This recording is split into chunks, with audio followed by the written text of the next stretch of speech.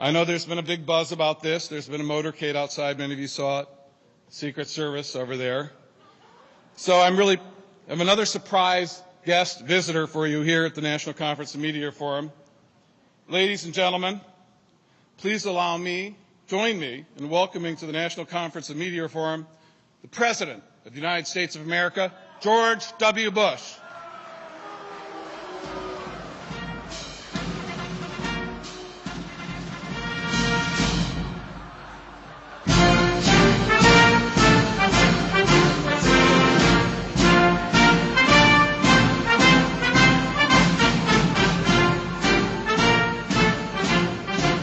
I appreciate that. My fellow America, distinguished guests, journalists, blogosphereists, and others, it's good to be here.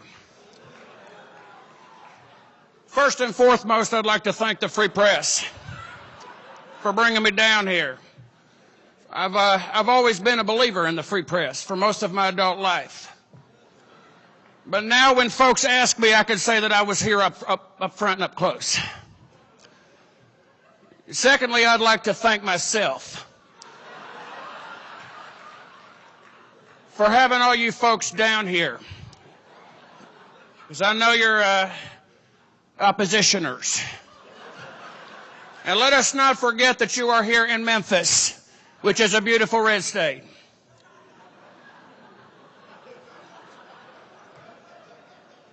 I appreciate that. 4 or 5 years ago, we were attacked on the vicious events of September 9/11.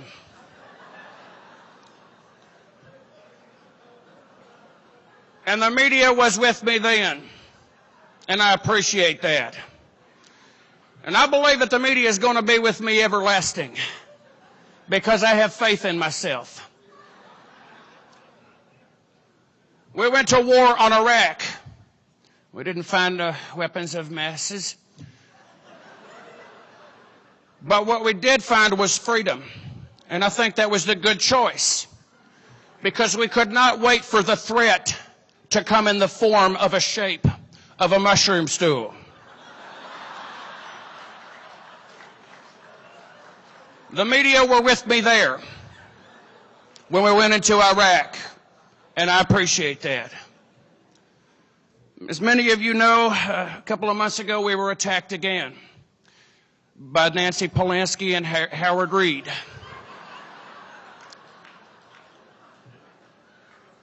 I don't believe in negotiations with terror, but I will negotiate with the Democrats. I understand they have a right to be in Congress because they won 50% of the majority. I know how that works. Rest assured yourself, I am willing to work with them across the island. We have some plans for initiatives. And I am perfectly willing to compromise with the new leaderships. And I think the way you do that is by launching a bipartisanship.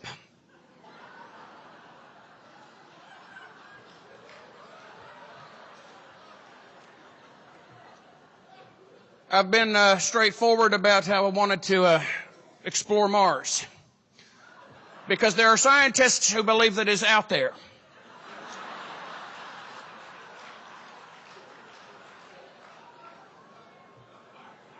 If the Democrats have a problem with that, we can compromise. Maybe we'll only go as far as Saturn.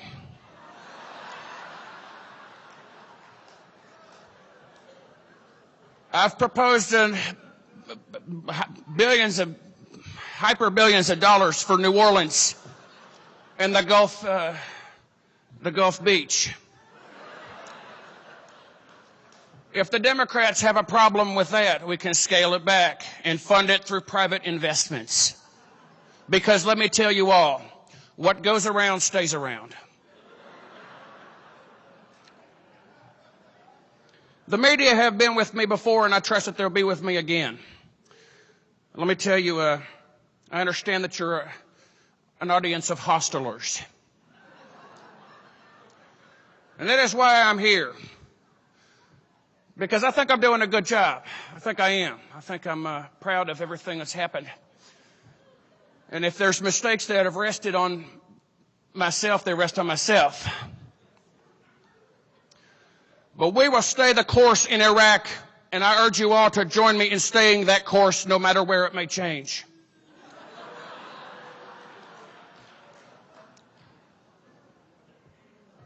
Because I am proud of my steadfast. Now, I understand there's going to be some questions out there. That's why I'm here to answer those tough questions by opening it up to openness. I understand how the media works, and if there's some folks out here, I'd like to ask some answers. If we have anybody here. Yes, ma'am. Right in the front. Thank you. Mr. President, you have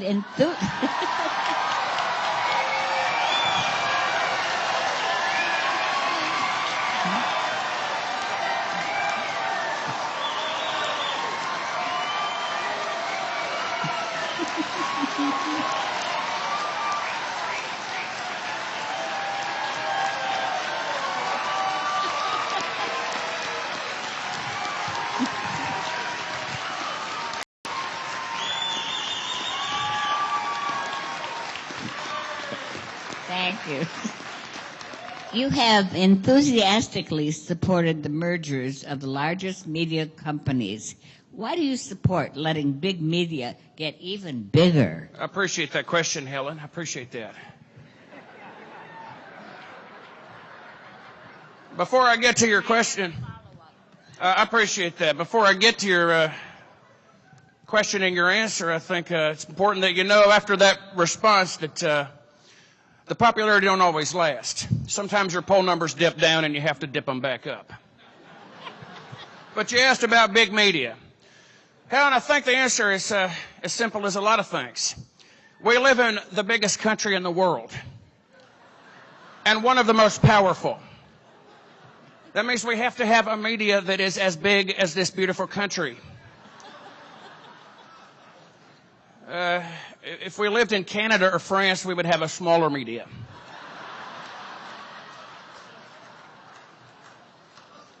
But the way the world works is that there's always new folks being born.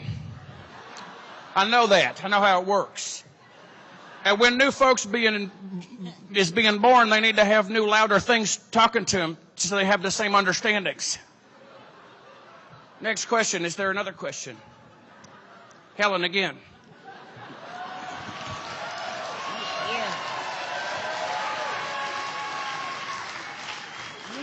You have mentioned the problem of the media filter. But what is the media filter, and why is it a problem? The media filter, I appreciate that. The media filter is what is in between me and truth.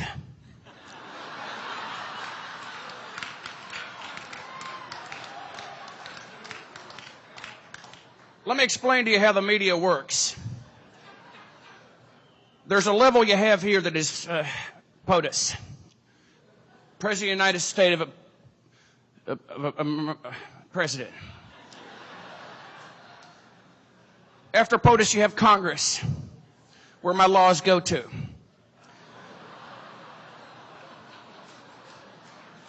Then after that, there is a message, and the message has to get out there.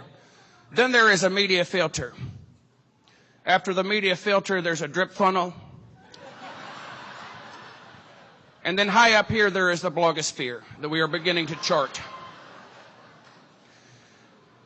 I think the media filter is what is out there telling people that I'm a bad guy. The media filter takes what I have said and distorts it to make it sound like awful killings. And I think it's part of a free media's job is to do what I say. And I think that's why I've done everything I can to bring the media in. Part of my new plan for, I wouldn't say escalating, but emboldening augmentalizing the forces in the Middle East, is to strengthen the embedded reporters brigade with thousands of new embedded medias. I appreciate that question. I appreciate it.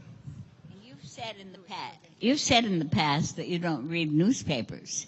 Has that changed in the last few months? And by the way, what are you reading now? And how do you pronounce nuclear?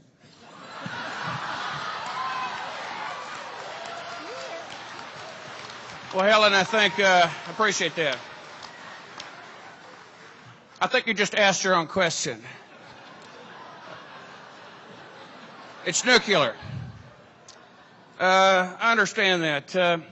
I've been reading a lot lately. Last summer I read 3 Shakespeares in a Camus. Right now I'm reading the Constitution. It's pretty good so far. There's a couple of things I'd change. But I think part of the new media, which I'm here to address tonight, if you're still there, is that I don't have to read. Words are no longer on paper.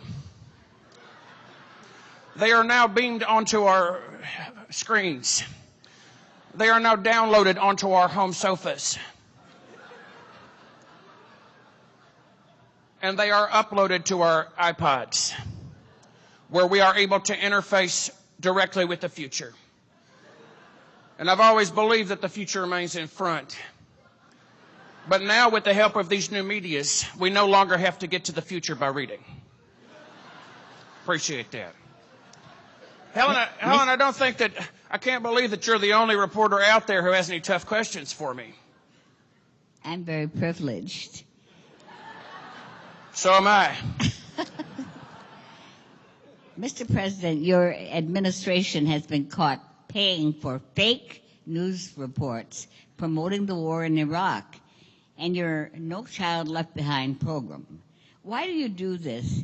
And do you see a question of ethics here? I appreciate that. I don't see a question of ethics. I see a statement of right. When you have truth, which is what I have, I got buckets and pockets of it. When you have truth, you can't afford in wartime to have it be hijacked by vicious reporters who have bias. That's what a reporter is someone with a bias. I think it's important to feed a message. Yes, we have a free media, and we have a free press as well. But I think it's important that they understand what they are reporting is truth. And I know that reporting is a tough job. We're just helping them along. We have a large budget for White House communicators. And I'm happy to lend some of those communicators to those reporters who don't know how to report what they should be, which is our everlasting victory and glorious freedom. Appreciate that. Mr. President, what do you say to to your critics who say you care only about the rich? And what do you say to those who claim that your presidency has amounted to a giveaway to this country's wealthiest citizens and corporations? Well, I appreciate that. What do I say to those people? I say, get a job.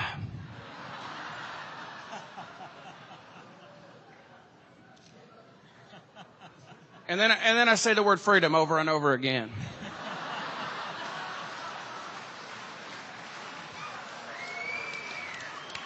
You know, I understand. I appreciate that there are folks out there who appreciate the laissez-faire way of lifestyle.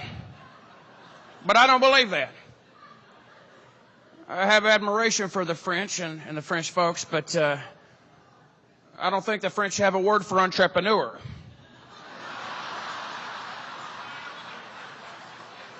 I appreciate all your questions. I'm short on time here and elsewhere.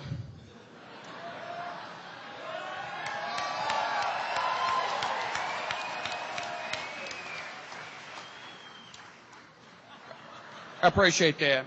But I do want to say, if there's questions that has not been answered, that's not my fault. If you have problems with what's going on in Guantanamo Bay or G-Bay, it's not my fault. It's Castro's fault. If you have problems with what's going on around the world, take a look at yourself, because the world starts there. And if you have any further questions, I'd be happy not to answer them. But there is someone who can, and his name is Jesus H. Christ. And he has answered many questions I've had before. To close, I'd like to finish with a story about Jesus H. Christ that comes from Texas by way of the Bible.